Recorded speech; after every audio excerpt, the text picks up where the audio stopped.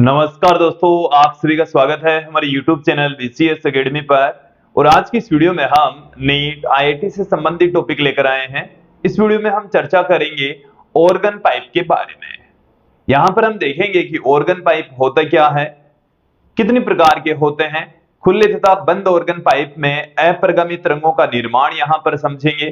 साथ में इनमें उत्पन्न जो अपरिगामी तरंगे हैं उनकी आवर्ती का सूत्र फॉर्मूला यहाँ पर समझने वाले हैं। अंत में हम यहां पर देखेंगे कुंड नली तथा अनुनाद नली, ये दोनों टॉपिक देखेंगे और इन सभी बिंदुओं पर आधारित न्यूमेरिकल क्वेश्चंस भी यहां पर सोल्व करने वाले हैं, समझने वाले हैं। विद्यार्थियों, यदि आप हमारे YouTube चैनल पर नए हैं तो चैनल को सब्सक्राइब कर लीजिए, साथ में बेल आइकन भी दबा दीजिए ताकि आपको आगे की वीडियोस के नोटिफिकेशन मिलते रहे। अब मैं इस वीडियो को स्टार्ट करता हूं। सबसे पहले हम बात करेंगे ऑर्गन पाइप के बारे में। तो देखिए, ऑर्गन पाइप क्या होता है। एक लंबा बेलनाकार जो पाइप है उसी को ही हम ऑर्गन पाइप कह रहे हैं, जिसकी त्रिज्या है वो लंबाई की तुलना में काफी कम होनी चाहिए, तो उस पाइप को हम ऑर्गन पाइप कहते हैं। अब ये जो ऑर्गन पाइप है वो दो प्रकार के होते हैं, खुला ऑर्गन पाइप और बंद ऑर्गन पाइप। चलिए सबसे पहले हम बात कर लेते हैं ऑर्गन पाइप। तो देखिए, ऑर्गन पाइप के अंदर क्या है, एक बेलनाकार पाइप ही होता है जिसमें आपतित तथा परावर्तित तरंगों के अध्यारोपण से अपरिगामी तरंगों का निर्माण होता है। ये क्या है, एक बेलनाकार पाइप होता है, एक बेलनाकार पाइप जिसमें एक बेलनाकार पाइप है जिसमें आपतित तथा परावर्तित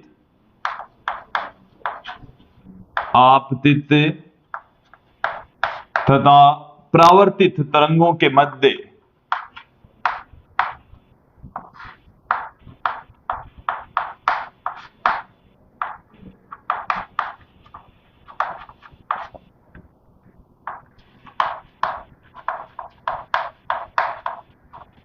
अध्यारोपण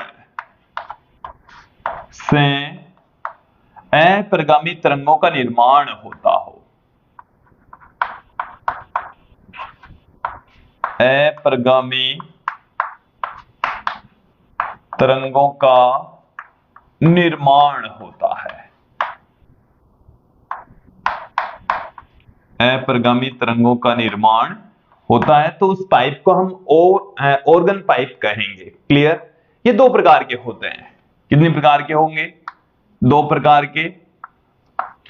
पहला जो प्रकार है वो है बंद ऑर्गन पाइप।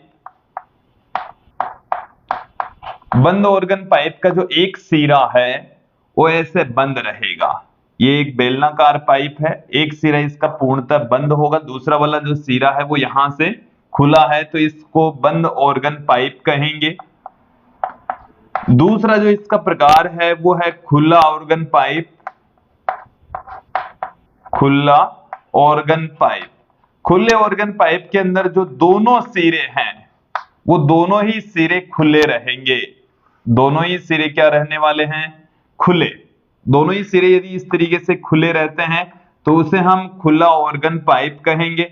और यदि एक सिरा बंद एक सिरा खुला रहता है तो इसको हम बंद ऑर्गन पाइप कहेंगे।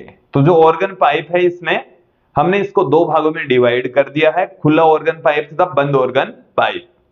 यहां पर एक चीज दिमाग में फिर बैठा लीजिए कि यहां से तरंग जाएगी, यहां से टकराएगी, वापस आएगी, अब आपतित तरंग और परावर्तित तरंग के मध्य अध्यारोपण होगा और उस अध्यारोपण से अपरिगामी तरंग का निर्माण होता है। हम ये जानते हैं कि अपरिगामी तरंग है उसमें निस्पंद तथा प्रस्पंद दो पॉइंट होते हैं। निस्पंद पर जो कण होते हैं वो उनका जो आयाम होता है वो शून्य होता है, वो स्थिर प्रतीत होते हैं, जबकि जो प्रस्पंद होते हैं वो अधिकतम आयाम की स्थिति में होते हैं। तो जो बंद सिरा है उस पर सदैव निस्पंद का निर्माण होगा। बंद सिरे पर क्या होता है, सदैव निस्पंद का निर्माण होगा। क्लियर। साथ में आप देखिए यहां पर जो खुला ऑर्गन पाइप है उसके दोनों ही सिरे खुले हैं और खुले सिरों के ऊपर प्रस्पंद का निर्माण होता है। खुले सिरे पर क्या होता है, प्रस्पंद का निर्माण, बंद सिरे पर क्या होता है, निस्पंद का निर्माण। ये आप दिमाग में फिट बैठा लीजिए। मैं यहां पर सबसे पहले लेकर चलता हूं सबसे पहले हम लेकर चलेंगे बंद ऑर्गन पाइप। पहले हम देख लेते हैं बंद organ pipe, close organ pipe. देखिए इसमें हम 3 तरीके देखने वाले हैं, 3 विधाएं हम यहां पर लेकर चलेंगे। ये मैं लेकर चल रहा हूं बंद ऑर्गन पाइप की प्रथम स्थिति हमने आपके सामने रखी है। ये इस पाइप की जो लंबाई है वो है L, और ये मैं लेकर चल रहा हूं इसकी प्रथम विधा। प्रथम विधा, प्रथम विधा हम कह सकते हैं, पहला जो तरीका है वो आपके सामने मैं रख रहा हूं। तो देखिए बंद ऑर्गन पाइप के अंदर इस वाले सिरे पर तो निस्पंद का निर्माण होगा और इस वाले सिरे के ऊपर प्रस्पंद का निर्माण होगा। तो इस तरीके से यहां पर हमारे को प्रथम विधा या मूल स्वर यहां पर प्राप्त हो जाएंगे। प्रथम विधा कह सकते हैं, इसको हम मूल स्वर भी कह सकते हैं। इसको हम प्रथम सन्नादी आवर्ती भी कह सकते हैं। प्रथम सन्नादी इसको कहा जाता है। क्लियर? देखिए इस स्थिति के अंदर हम ये जानते हैं कि एक निस्पंद तथा एक प्रस्पंद, जो लगातार एक निस्पंद और प्रस्पंद के बीच की जो डिस्टेंस होती है वो λ/4 होती है। तो यहां से यहां तक की जो डिस्टेंस है वो λ/4, इस लैम्ब्डा को हम कह देते हैं λ1। क्या कह देते हैं? λ1 इसको कह देते हैं। क्लियर? देखिए यहां से आप ध्यान देंगे, डायग्राम से ही आप देखेंगे कि λ1/4 ये बराबर है L के, और यहां से λ1 बराबर आ गया है 4L। λ1 बराबर आ गया है 4L के इक्वल। क्लियर? फिर यहां से आप ध्यान देंगे कि यदि मैं आवर्ती की बात करूं तो पहली विधा के अंदर आवर्ती V/में λ1, V/में λ1 का मान है 4L। तो ये हमारे को मिल चुका है प्रथम सन्नादी के अंदर आवर्ती का सूत्र V/में 4L। इसको आप दिमाग में फिर बैठा लीजिए। क्लियर? अब मैं बात करता हूं द्वितीय विधा। दूसरी जो विधा है उसमें द्वितीय विधा के अंदर क्या होगा, यहां पर तो निस्पंद ही बनना है और यहां पर प्रस्पंद ही बनना है। अब देखिए बीच में हम और निस्पंद और प्रस्पंदों का यहां पर निर्माण करने वाले हैं। तो यहां से जो तरंग है उसको इस तरीके से दिखाएंगे, ऐसे ऐसे। तो यहां पर निस्पंद, यहां पर प्रस्पंद। क्लियर? लंबाई L ही है। अब भी इसकी पाइप की जो लंबाई है वो कितनी है? L ही है। ये हमने दिखाया है द्वितीय विधा, दूसरा तरीका।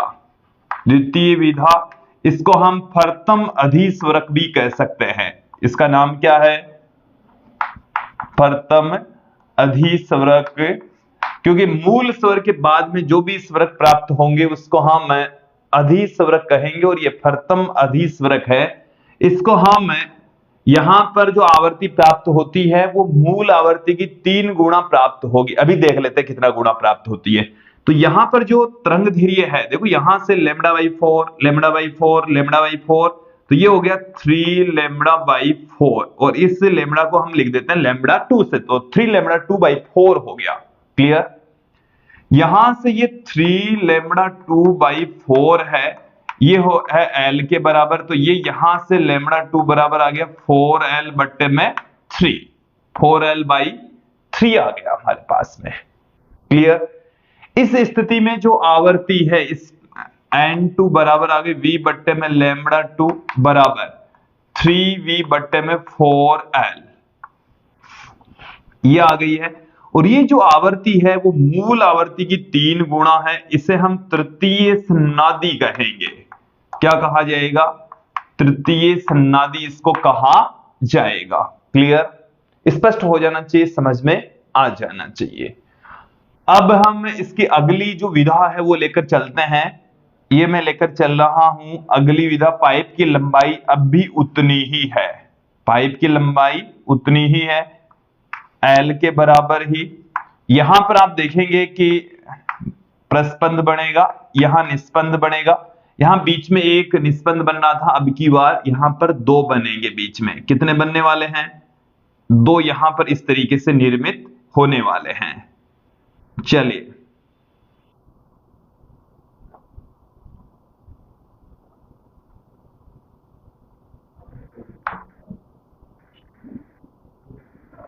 ऐसे, तो ये निस्पंद हो गया, ये निस्पंद हो गया, ये प्रस्पंद हो गया, ये भी प्रस्पंद हो गया।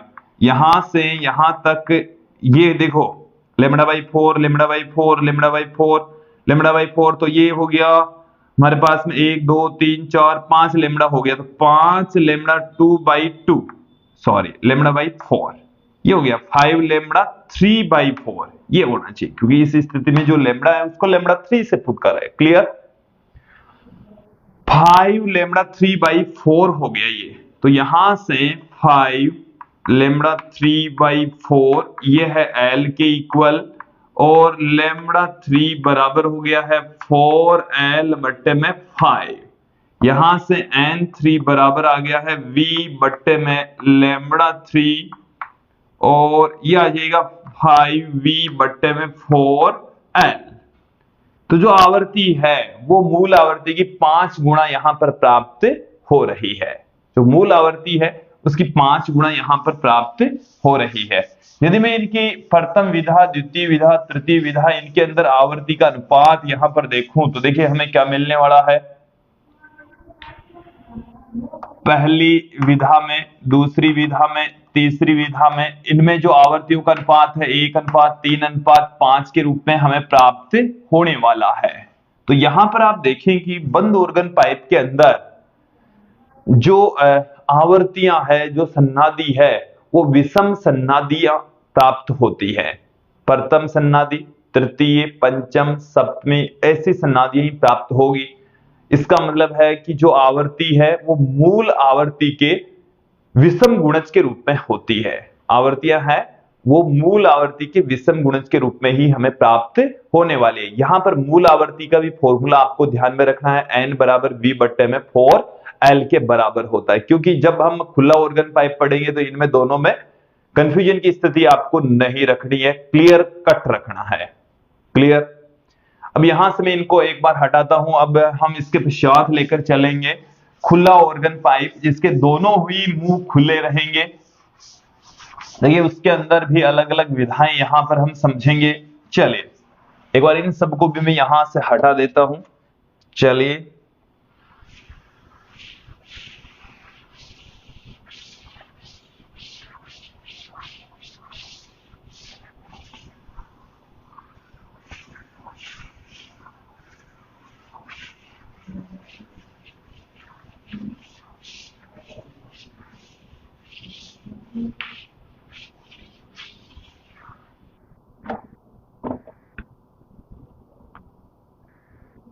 चलिए अब देख लेते हैं खुला ऑर्गन पाइप। जो दूसरा इसका पार्ट है वो है खुला ऑर्गन पाइप।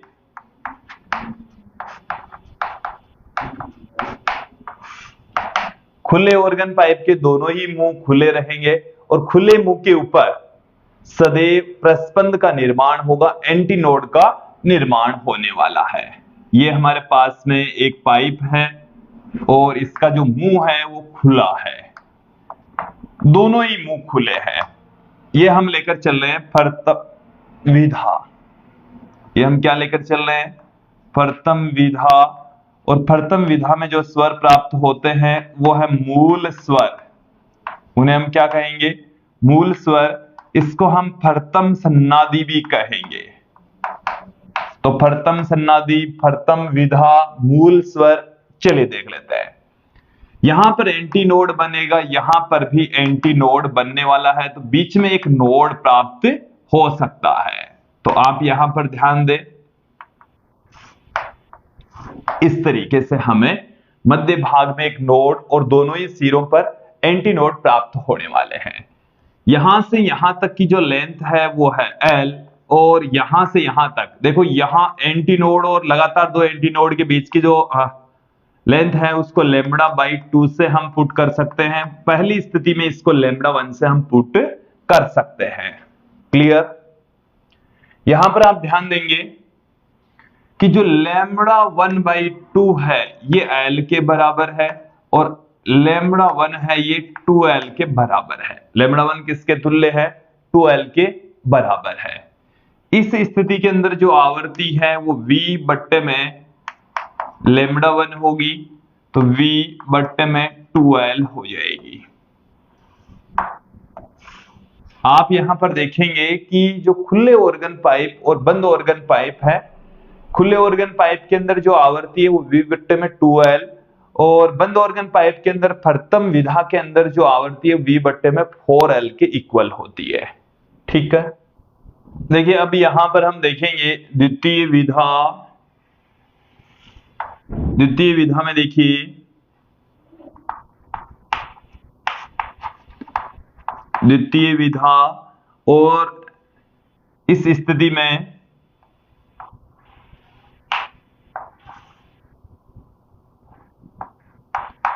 देखिए यहां पर एंटीनोड बनने वाला है, एंटीनोड, और देखिए बीच में यहां पर एक भी एंटीनोड नहीं था, यहां पर बीचों बीच एक एंटीनोड हमें प्राप्त होने वाला है।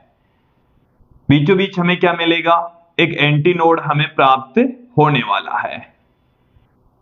तो यहां पर एंटीनोड और एंटीनोड के बीच में यहां पर बन जाएगा नोड, यहां पर भी एक नोड प्राप्त होने वाला है। तो देखिए यहां से इस तरीके से ये वाली जो स्थिति है वो हमें प्राप्त होने वाली है। ये इससे जस्ट आगे वाली जो तरीका है, विधा है, वो ये है। यहां पर आप ध्यान देंगे जो लंबाई है वो है l और जो तरंग धैर्य है वो यहां से यहां तक लेमड़ा बाई 2, यहां से यहां तक लेमड़ा बाई 2, तो ये हो गया लेमड़ा। इसे हम क्या लिख सकते हैं? ये वाला जो लेमड़ा है इसको लेमड़ा 2 से हम पुट करेंगे।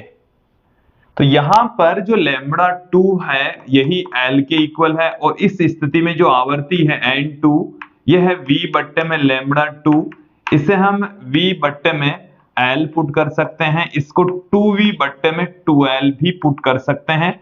यहां पर जो आवर्ती है वो मूल आवर्ती का 2 गुना है, मूल आवर्ती का क्या है? 2 गुनी है। तो इसे हम कह सकते हैं, देखिए मूल स्वर यह है, इसे हम कहेंगे प्रथम अधिस्वरक। इसे क्या कहा जाएगा? प्रथम अधिस्वरक कहा जाएगा। ठीक है, और इसको हम कहेंगे द्वितीय सन्नादि, क्योंकि मूल जो आवर्ती है उसका दुगुना है, तो इसको हम द्वितीय सन्नादि कहेंगे। द्वितीय सन्नादि आवर्ती इसको कहा जाएगा। आगे वाली स्टेज में बढ़ते हैं, तृतीय विधा। तृतीय विधा तीसरा जो तरीका है वो क्या है? तीसरा जो स्टेज है वो हमारे पास में क्या है वो देख लीजिए। यहां पर बीच में एक एंटीनोड था, अब यहां पर बीच में 2 एंटीनोड होंगे। अगली जो स्टेज होगी उसमें क्या होंगे? 2 एंटीनोड होंगे। चलिए देख लेते हैं। यहां पर 2 एंटीनोड होंगे, तो देखो इसमें नोड 2 है, इसमें नोड होंगे 3, 1 2 और यहां पर एक बीचों बीच 3, और यहां पर A, यहां पर A, यहां पर भी A, ये भी A। चलिए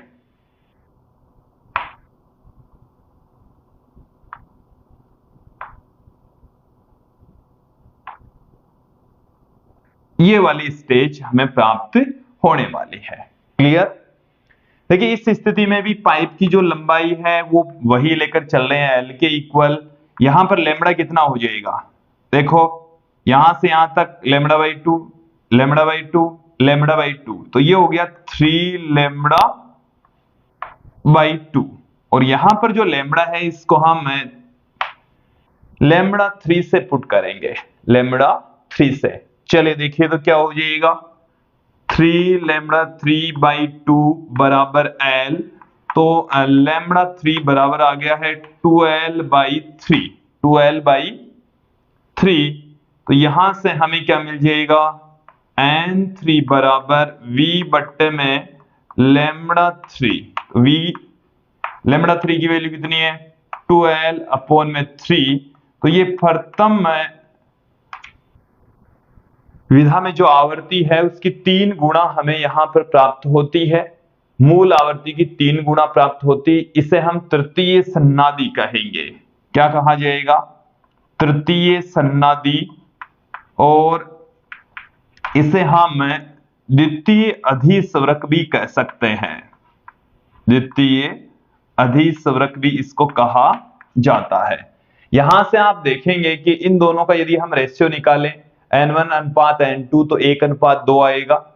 यहां से N1 अनुपात N3 निकालें तो 1 अनुपात 3 आएगा। ये हमारे पास में है, ये रिलेशन मैंने बता भी दिया है। तो यहां पर आप देखेंगे कि N1 अनुपात N2 अनुपात N3 ये आएगा 1 अनुपात 2 अनुपात 3 के बराबर। इसका मतलब है कि खुले ऑर्गन पाइप में सम और विषम दोनों प्रकार की स्नादियां ही उत्पन्न होती है, दोनों प्रकार की स्नादियां हमें मिलती है। तो ऑर्गन पाइप का जो मूल जो टॉपिक है वो हमने क्लियर कर लिया है और मुझे उम्मीद है यहां तक आपको समझ में भी आ गया होगा।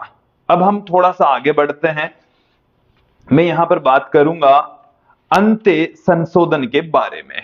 देखिए अंत्य संशोधन क्या होता है एक्चुअल में, कि ये जो हम कहते हैं प्रस्पंद एंटीनोड, इनके बिल्कुल सिरों पर बनता हुआ मानकर चलते हैं, लेकिन एक्चुअल में क्या होता है, यहाँ की जो वायु है उसमें संवेग क्रिएट होता है तो वो यहां पर थोड़ा सा बाहर की ओर बनता है। ये एक्चुअल में ये थोड़ा सा बाहर की ओर बनता है, इसकी जो मूल स्थिति है उससे थोड़ा सा आगे की ओर एंटीनोड हमें प्राप्त होता है। चलिए तो उसको हम बोलते हैं एंड करेक्शन, अंत्य संशोधन।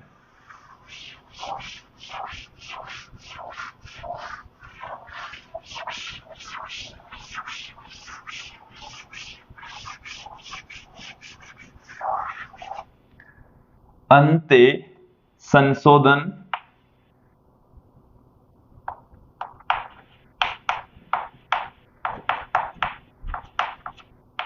इसको एंड करेक्शन कहा जाता है।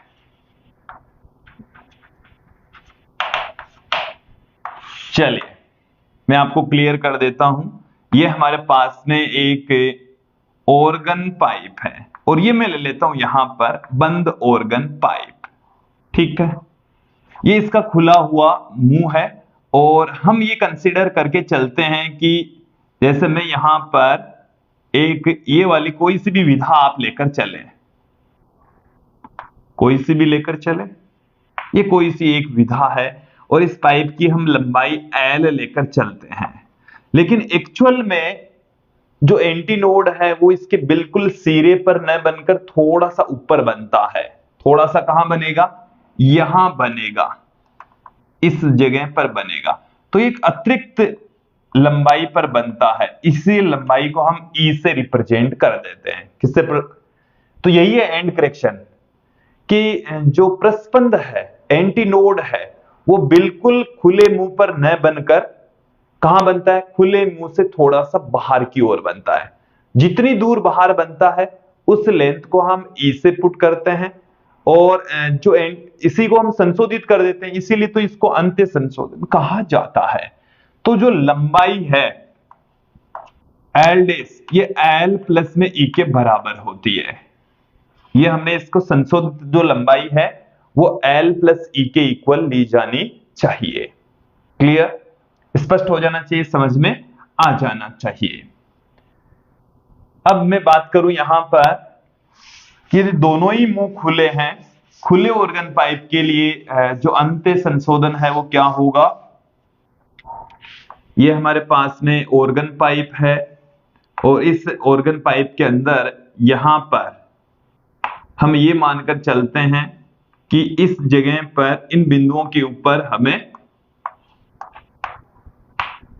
प्रस्पंद प्राप्त होते हैं, लेकिन एक्चुअल में ये जो प्रस्पंद प्राप्त होते हैं वो थोड़े से बाहर की ओर प्राप्त होंगे, थोड़े से बाहर की ओर यहां पर एंटीनोड हमें मिलने वाले हैं।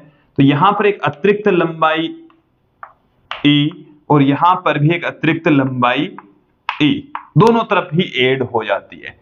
तो देखिए टोटल जो लेंथ है वो L प्लस में 2E के बराबर होगी। तो हमने संशोधित करने के पश्चात इसकी जो लंबाई है वो कितनी हो जाएगी, L प्लस में 2E, क्योंकि एक सिरे के ऊपर हो जाएगी E, दूसरे वाले सिरे के ऊपर भी हो जाएगी E, तो टोटल जो लेंथ है L प्लस में 2E हो जाएगी। क्लियर। ये जो E है इसको हम एंड करेक्शन कहते हैं, अंत्य संशोधन कहा जाता है। क्लियर। ये जो E है इसका मान इस पाइप की रेडियस के ऊपर डिपेंड करता है। इसकी पाइप की जो रेडियस है उसका 0.6 गुना होता है। E की जो वैल्यू होती है वो पाइप की रेडियस की 0.6 टाइम्स होगी।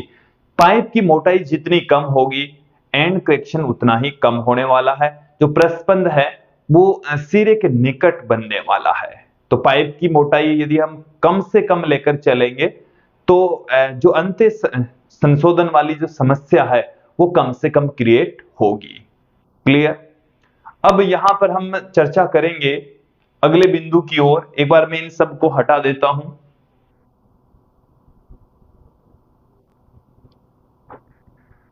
अब यहां पर हम चर्चा करेंगे सवरित्र, ट्यूनिंग फॉर्क। देखिए जो सवरित्र है, सवरित्र द्विभुज जिसको हम कह रहे हैं, एक धात्विक उपकरण होता है। थोड़ी सी चपटी आयताकार धातु की छड़ होती है, उसको मोड़कर यू आकार दे दिया जाता है। उसको मोड़कर कैसा आकार दे दिया जाता है, यू आकार दे दिया जाता है, और उसके आधार में एक सीधा बेलनाकार धात्विक भाग इससे जोड़ा जाता है। देखिए इसका काम है एकल आवर्ती की ध्वनि उत्पन्न करना। सवरित्र का काम क्या है, एकल आवर्ती की तरंग उत्पन्न करना। ठीक है। देखो इससे सवरित्र के बारे में सारी चीजें क्लियर कर लीजिए, ध्यान देंगे। इसकी ये वाली जो आप भुजा देख रहे हैं वो इस तरीके से होती है, चौड़ी ऐसे ऐसे चौड़ी होती है, इस तरीके से मुड़कर ऐसे आती है, फिर नीचे एकदम सीधा बेलनाकार भाग होता है। ठीक है, धातु की बनी हुई होती है। यह है सवरित्र द्विभुज। देखिए इन दोनों भुजाओं की जो आवृत्ति है वो सेम होती है, और इसके आधार की आवृत्ति है ये भी सेम होती है। ये तो इनको तो हम क्या कहते हैं, भुजाएं। ये तो क्या है, इनकी भुजाएं। और ये वाला जो पार्ट है इसको हम कहते हैं आधार। इसे क्या कहा जाता है, आधार कहा जाता है। तीनों ही भागों की आवृत्ति सेम होती है। ऊर्ध्वाधर जो भुजाएं हमने दिखाई है इनकी आवृत्ति और जो आधार है इनकी आवृत्ति क्या होती है, सेम होती है।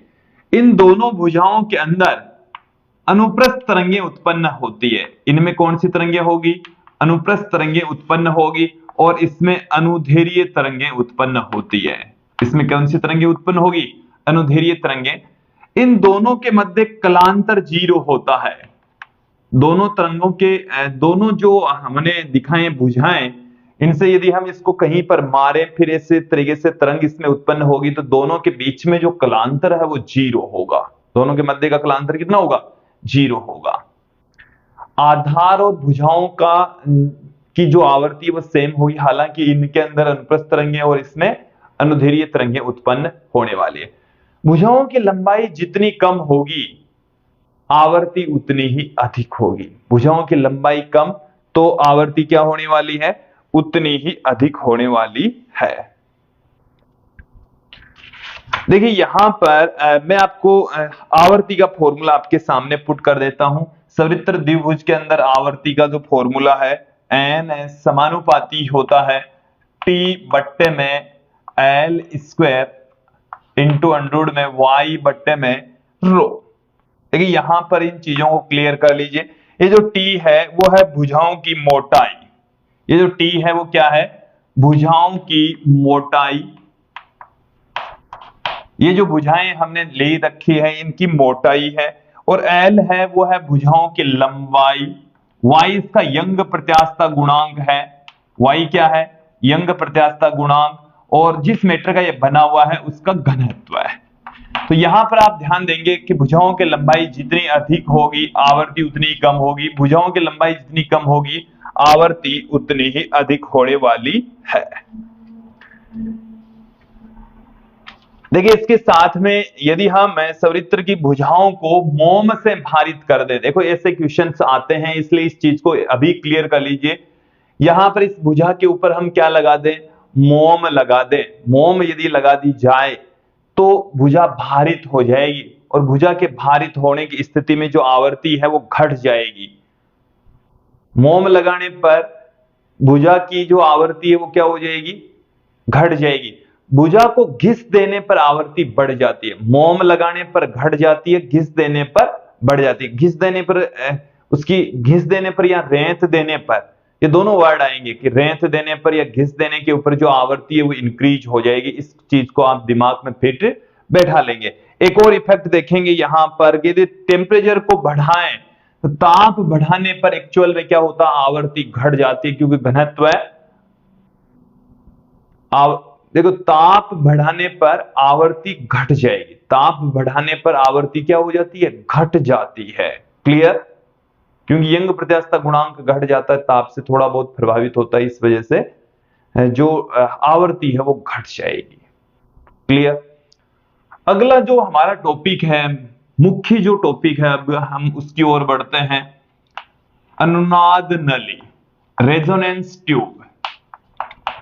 ये वैसे प्रैक्टिकल का एक टॉपिक है, लेकिन आपको यहां पर भी इसको अच्छे से समझना है।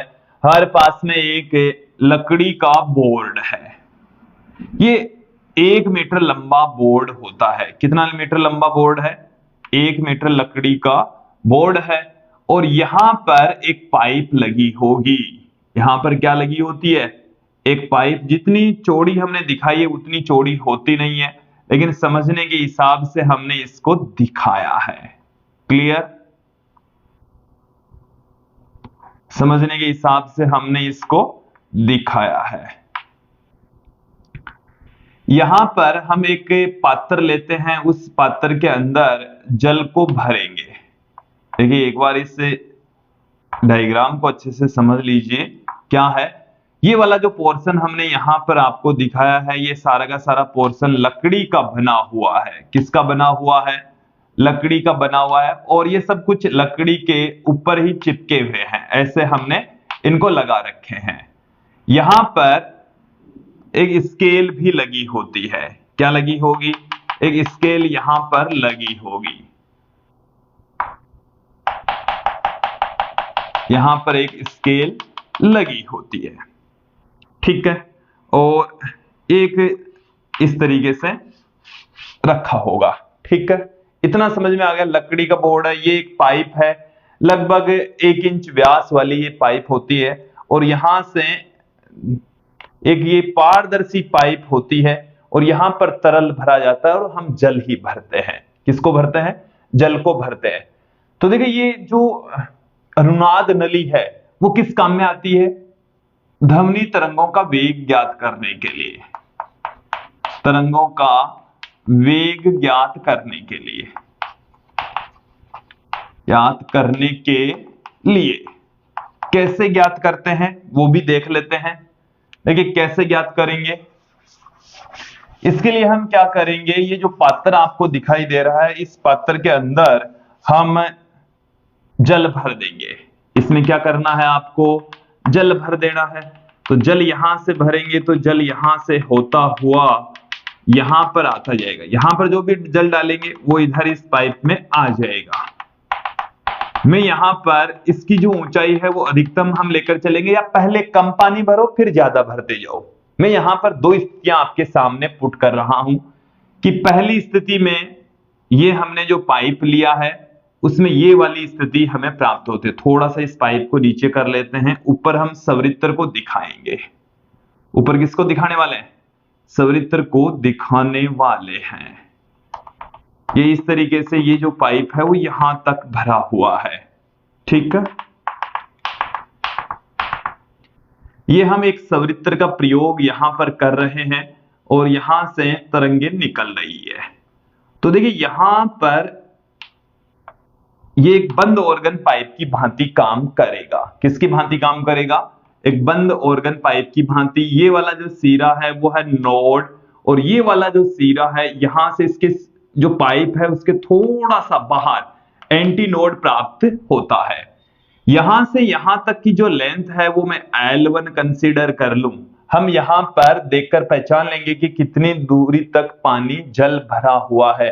वैसे एक्चुअल में इस जल की लंबाई भाई कहां तक भरा हुआ है, इसके जस्ट पैरेलल में एक पाइप और लगी होती है, पारदर्शी पाइप होती है, उससे इसकी लेंथ ज्ञात करने के लिए इस स्केल के जस्ट पास में होती है या स्केल के ऊपर ही लगाई हुई होती है मोस्टली। तो ये लंबाई L1 ज्ञात कर लेते हैं। यहां पर हम एकदम एग्जैक्ट वैल्यू जैसे मान लेते हैं कि यहां पर जो अंत्य संशोधन E है, तो जो यहां पर जो लंबाई है ना इस A और N के बीच की, वो हो गई है L1 प्लस E, और एंटी नोड और नोड के बीच की डिस्टेंस हो गई है हमारे पास में लैम्बडा बट्टे में 4, लैम्बडा बट्टे में 4। ये क्लियर हो जाना चाहिए, स्पष्ट हो जाना चाहिए, समझ में आ जाना चाहिए। ठीक है, अब मैं यहां पर एक स्थिति और लेता हूं। यहां से हम क्या करेंगे, जैसे मान लीजिए पहले जल कम भरा था, वो वाली स्थिति लेते हैं, फिर जल ज्यादा भर देंगे या इसको थोड़ा सा खाली कर देंगे। यहां पर एक और स्क्रू लगा होता है, उससे जल को बाहर निकालेंगे, इसका तल थोड़ा नीचे ले आएंगे। तल जब नीचे लेकर आते हैं तो उस वाली स्थिति को मैं यहां बढ़ा लेता हूं, अपन को समझना है। उस वाली स्थिति के लिए हम क्या करेंगे, जैसे जल हमारे पास में यहां से हम यहां लेकर आ गए, कहां लेकर आ गए, यहां पर ले आए। देखो ये वाली स्थितियां ऐसे क्या है, ये वही स्थितियां हम क्यों लेकर चल रहे हैं, इन सब के बारे में यहां पर हम देखने वाले हैं, समझने वाले हैं। ये जो लेंथ है इसको हम L2 कह रहे हैं, और यहां से यहां तक की जो डिस्टेंस है इसको हम E कह रहे हैं। ये हमारे पास में है नोड, ये भी है नोड, और ये है एंटी नोड, और ये भी है एंटी नोड। चलिए देखें कि एक्चुअल में क्या होता है, जल की ऊंचाई हम अलग अलग करते जाएंगे। ये संवृत्त है, ठीक है, इस संवृत्त को पेड़ से मारकर यहां पर इसके मुंह पर लगाएंगे, मुंह पर लगाएंगे तो यहां पर एक अपरिगामी तरंग का निर्माण होगा। जब इसकी आवर्ती और यहां पर जो अपरिगामी तरंग बन रही है, दोनों की आवर्ती सेम होती है, तो जो परिणामी तरंग है उसका आयाम बढ़ जाता है। यहां से एक आवाज बाहर सुनाई पड़ती है, उस स्थिति को हम अनुनाद की स्थिति कहते हैं। जब तेजी से आवाज सुनाई दे तो वो वाली जो स्थिति है वो अनुनाद की स्थिति होती है। उसमें इस नलिका की जो ऑर्गन पाइप यहां पर निर्मित हो रहा है उसकी स्वाभाविक आवर्ती तथा संवृत्त की स्वाभाविक आवर्ती सेम हो जाती है, दोनों की आवर्ती क्या हो जाती है, सेम। तो ये एक अनुनाद की स्थिति है और इसको हम कह रहे हैं फर्तम विधा। क्या है, फर्तम विधा। क्लियर। अब हम क्या करें कि यहां से इस पानी को धीरे धीरे नीचे उतारते जाएंगे, धीरे धीरे नीचे उतार रहे हैं, और थोड़ा थोड़ा एक एक दो दो सेमी पर हम क्या कर रहे हैं, इस संवृत्त को पेड़ से मारकर इसके मुंह पर रख रहे हैं। तो इसके मुंह पर लगाने के पश्चात धीरे धीरे पानी एक बार और घटता घटता एक स्थिति फिर से हमें मिलेगी, और उस स्थिति पर फिर से तेज आवाज आएगी। तो द्वितीय विधा होगी। कौन सी विधा होने वाली है, दूसरी विधा होने वाली है। दूसरा तरीका यहां पर हमें प्राप्त होने वाला है, और इस विधा में, इस स्थिति में फिर से हमें एक अनुनाद की स्थिति प्राप्त होने वाली है। और इस स्थिति में देखिए जो L2 प्लस में E है वो हो जाएगा यहां से यहां तक लैम्बडा बाई 2, और ये लैम्बडा बाई 4, तो ये हो गया 3 लैम्बडा बाई 4। क्लियर। इसको देता हूं मैं इक्वेशन नंबर 2, इसे हम देते हैं इक्वेशन नंबर 1। समीकरण 1 और 2 से मैं 2 में से क्या कर दूं, 1 को घटा दूं, तो L2 माइनस L1 बराबर या आएगा लैम्बडा बाई 2, लैम्बडा बराबर आ गया है 2L2 माइनस L1, लैम्बडा बराबर आ गया है 2L2 माइनस L1। देखिए यहां पर जो तरंग है उसका वेग यहां पर हम देख लेते हैं। देखिए वेग क्या होगा, वायु में ध्वनि की चाल, वायु में ध्वनि की जो चाल है वो क्या हो जाएगी, v बराबर होता है n लैम्बडा। यहां पर लैम्बडा की वैल्यू हम पुट कर देंगे तो 2n L2 माइनस L1 हो जाएगा। ये हमें प्राप्त हो जाएगा। क्लियर? यदि यहां से अपन को वैल्यू चाहिए ए की, अंत संशोधन ई का मान यदि आपको चाहिए तो कैसे फाइंड आउट करेंगे? तो देखिए ई का मान याद करने के लिए आप क्या कर दीजिए, चाहे तो समीकरण जो 1 और 2 है, जैसे उस समीकरण 1 को 3 से गुणा करके 3 से गुणा कर दो तो क्या आ जाएगा, 3 लैम्बडा 1 प्लस में 3e बराबर 3 लैम्बडा बाई 4। वो जो इक्वेशन है वो है L2 प्लस में e बराबर 3 लैम्बडा बाई 4। अब इसमें से इसको घटा दो तो 3L1 प्लस में 3e माइनस में L2 माइनस में e बराबर 0। इसको हम क्या कर दे, बराबर के दूसरी तरफ ले जाए, 2e बराबर आ गया L2 माइनस 3L1, e बराबर आ गया है L2 माइनस 3L1 बट्टे में 2। ये e की वैल्यू हमें यहां से प्राप्त हो जाएगी। यदि L1 और L2 आपको पता है तो यहां से हम e की वैल्यू फाइंड आउट कर सकते हैं, ज्ञात कर सकते हैं। इसके बाद में हम एक छोटा सा टॉपिक यहां पर और देखेंगे, कुंडली।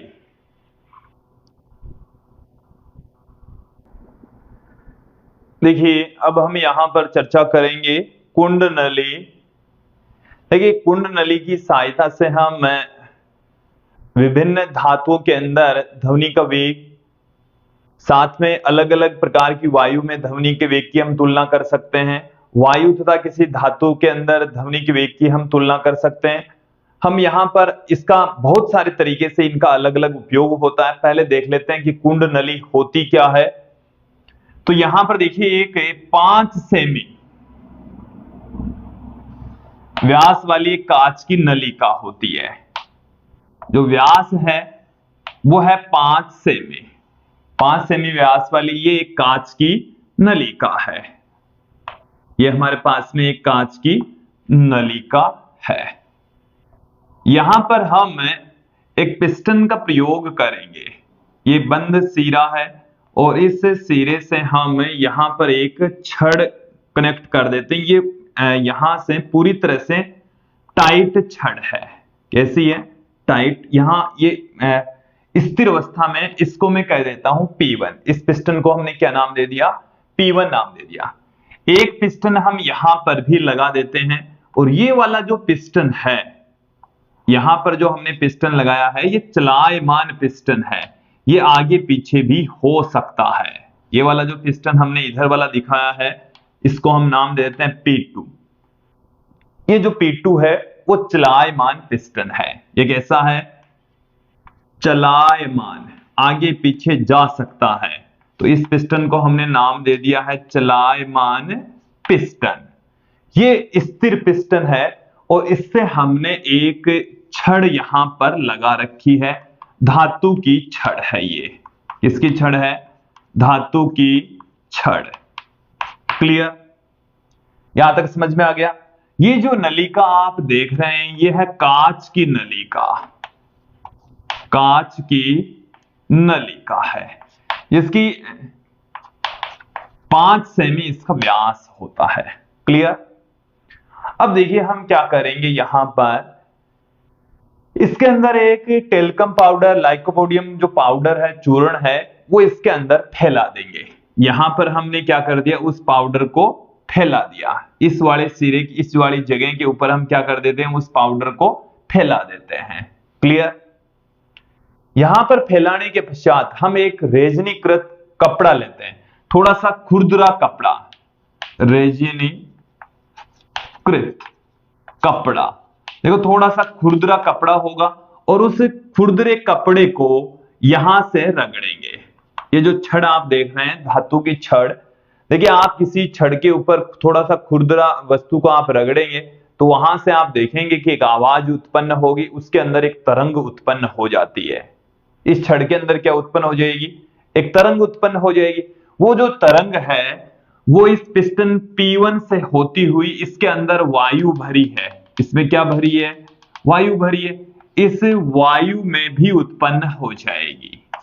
इस वायु के अंदर भी वो तरंग उत्पन्न हो जाती है वो जो तरंग उत्पन्न होती है उसको हम देखिए किस तरीके से दिखा देता हूं।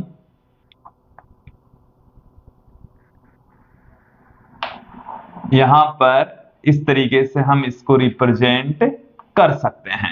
ये हमने एक तरंग आपके सामने रखी है, ऐसे हमने एक तरंग दिखाई है कि ऐसे एक अपरिगामी तरंग यहां पर उत्पन्न हो जाती है।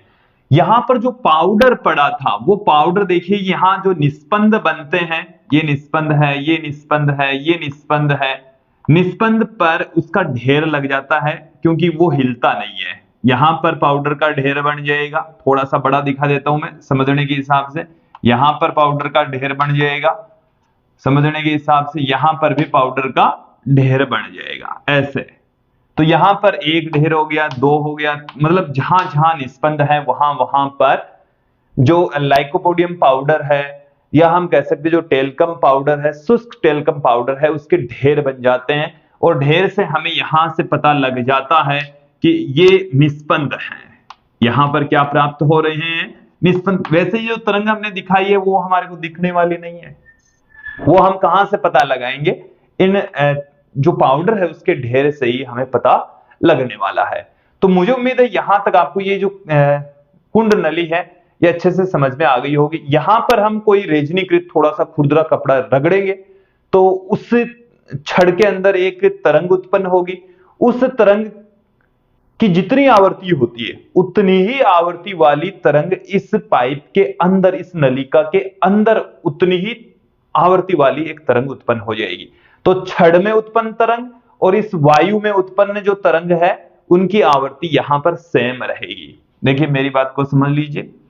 धातु की छड़ में, धातु की छड़ में तरंग की आवृत्ति, तरंग की आवृत्ति ये बराबर होगी धातु की छड़ में उत्पन्न जो तरंग है उसकी आवृत्ति तथा वायु में उत्पन्न तरंग की आवृत्ति, वायु में उत्पन्न तरंग की आवृत्ति दोनों बराबर रहेगी, दोनों सेम रहेगी। ठीक है। और मैं मान लेता हूं कि भाई ये n है, वो कितनी है? और देखिए आवृत्ति बराबर होता है v बट्टे में लैम्बडा। तो इसके अंदर इस छड़ में v छड़ में बट्टे में v लैम्बडा छड़ में, ठीक है, ये बराबर होगा v वायु में बट्टे में लैम्बडा वायु में। क्लियर? यहां दोनों बराबर होने वाले। यहां से देखिए हम क्या क्या चीजें निकाल सकते हैं वो भी क्लियर कर लीजिए। v छड़ बट्टे में v वायु, ये है बराबर हो जाएगी लैम्बडा छड़ बट्टे में लैम्बडा वायु के। ये दोनों बराबर हो जाएगी। क्लियर? तो ये है कुंड नली, और इसकी सहायता से हमने क्या कर दिया है कि एक धातु की छड़ और वायु में उत्पन्न जो तरंग है उनके वेगों का अनुपात या वेगों की हम तुलना कर सकते हैं। दो भिन्न धातुओं, अलग अलग धातुएं हैं और उनमें जो तरंगे उत्पन्न होती है, ध्वनि तरंगे उत्पन्न होती है, उनकी हम तुलना कर सकते हैं। देखो क्या क्या इनके उपयोग है, वो उपयोग एक बार फिर से सुन लीजिए। एक उपयोग तो हमारे सामने ही पड़ा है कि धात्विक छड़ में और वायु में उत्पन्न ध्वनि तरंगों की हम तुलना कर सकते हैं। फिर क्या है? दो भिन्न धातुओं में, अलग अलग धातुएं हैं, उनमें ध्वनि तरंगों के वेगों की तुलना कर सकते हैं।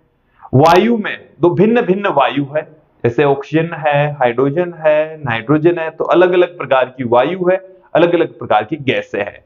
उनमें वायु का जो वेग होता है उनकी तुलना हम कर सकते हैं। इसके अलावा हम वायु की डेंसिटी भी यहां पर हम फाइंड आउट कर सकते हैं, गैसों के घनत्वों की तुलना कर सकते हैं, द्रव्य में ध्वनि की चाल हम यहां पर ज्ञात कर सकते हैं। तो विद्यार्थियों इसके बहुत सारे उपयोग हैं और मुझे उम्मीद है आप लोगों को जो इसके उपयोग हैं वो अच्छे समझ में आ गए होंगे। अब मैं थोड़ा सा आगे बढ़ता हूं। अब इन सभी बिंदुओं पर आधारित कुछ न्यूमेरिकल क्वेश्चंस यहां पर ले लेते हैं, समझ लेते हैं। कुछ क्वेश्चंस यहां पर अब हम देख लेते हैं। पहला क्वेश्चन देखिए, ये वाला क्वेश्चन देखेंगे कि वायु में ध्वनि का वेग 350 मीटर प्रति सेकंड है, तो 50 सेमी लंबाई के खुले ऑर्गन पाइप की मूल आवर्ती क्या है। तो देखिए मूल आवर्ती का फॉर्मूला खुले ऑर्गन पाइप के अंदर n बराबर v बट्टे में 2l था, v बट्टे में 2l। तो v का मान हमारे पास में कितना है 350, l का मान हमारे पास में यहां पर है 50 सेमी, जिसको हम 0.5 मीटर भी पुट कर सकते हैं। तो 2 गुणा 0.5, तो ये तो 1 हो गया। n बराबर आ गया है 350 हर्ट्ज, 350 हर्ट्ज।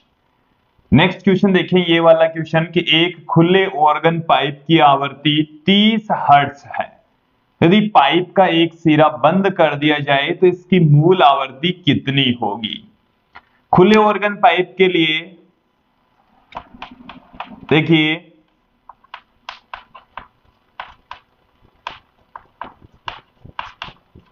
खुले ऑर्गन पाइप के लिए हम n बराबर क्या जानते हैं v बट्टे में 2l। खुले ऑर्गन पाइप के लिए क्या होता है v बट्टे में 2l, और ये हमें दे रखा है 30 हर्ट्ज। क्लियर।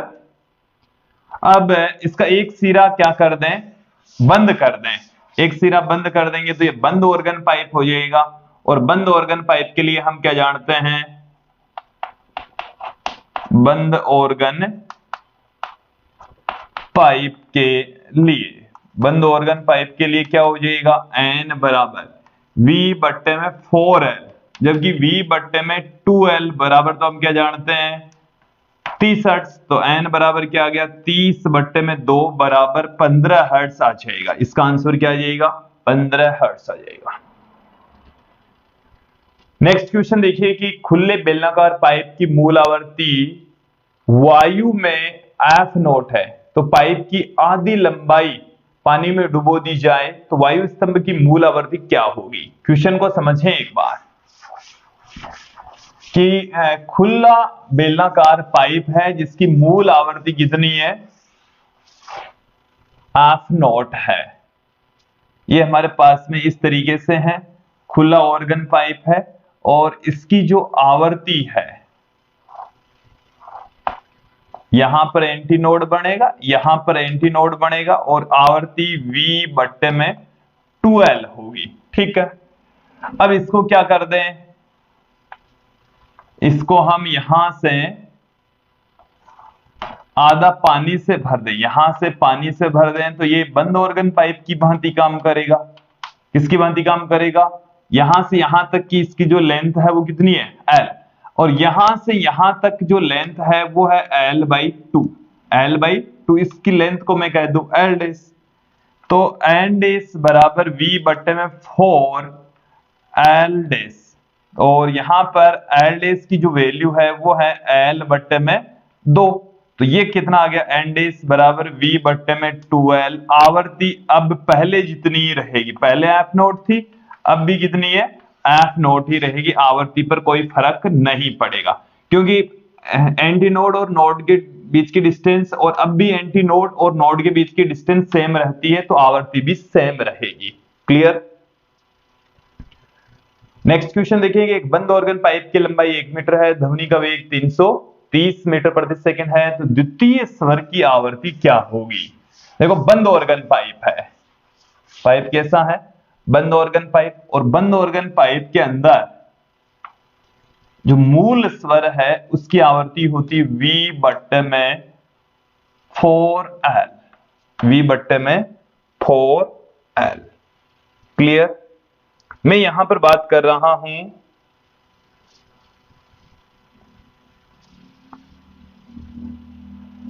हमारे को द्वितीय स्वर की आवर्ती पूछी है, तो हम पहले मूल स्वर की आवर्ती निकाल लेते हैं।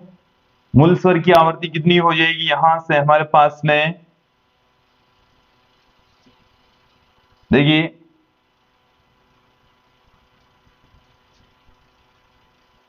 द्वितीय स्वर के लिए, चलिए सीधा ही मैं पुट कर देता हूं, द्वितीय स्वर के लिए तो n2 बराबर क्या आ जाएगा, क्योंकि तीसरी सन्नादि प्राप्त होगी v बट्टे में 4l।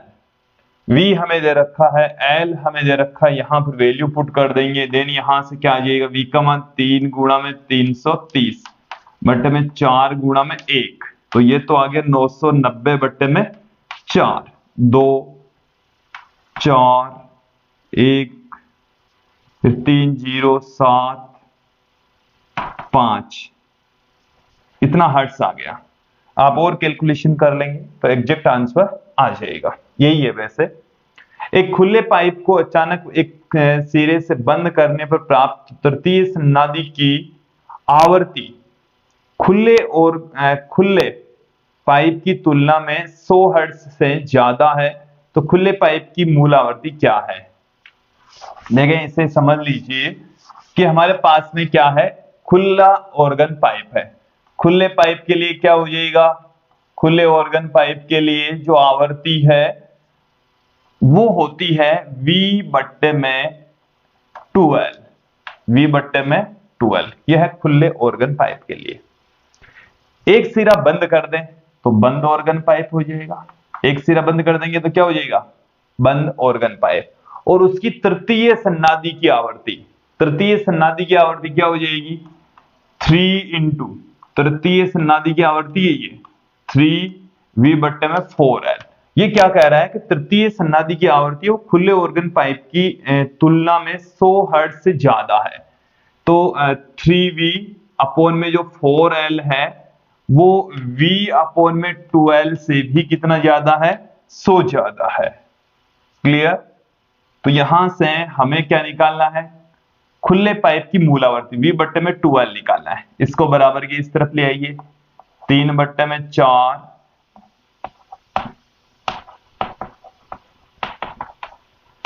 यहां से हम V बट्टे में 12 कॉमन ले लें तो यहां से 2 तो 3 बट्टा 2 माइनस 1 रह जाएगा। V बट्टे में 12 का मान ही चाहिए तो आधा रह गया यहां से, तो ये यहां से 200 हर्ट्ज आ जाएगा। कितना आ जाएगा, 200 हर्ट्ज। ये मूल आवृत्ति है, ये देखो। क्लियर।